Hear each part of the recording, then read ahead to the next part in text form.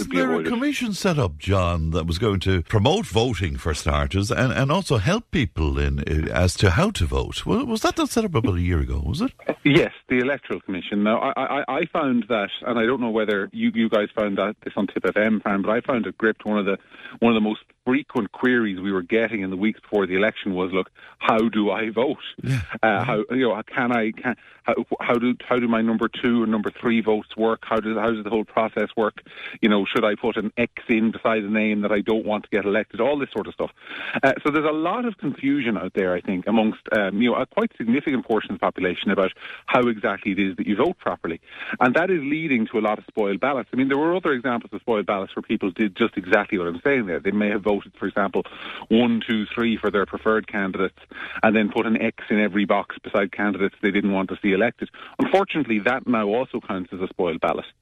So there are lots of basic errors that people are making in the ballot box that's causing them. I mean, there are people probably listening to this show who think that they voted for somebody on Friday last, and I find that they actually didn't.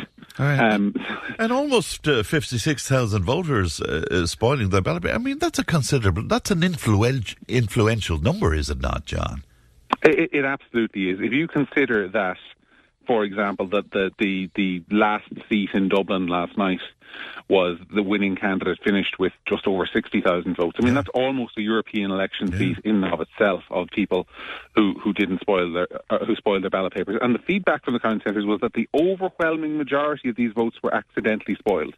So it wasn't a case of people writing, I don't want to vote for anybody on their ballot paper. Yeah.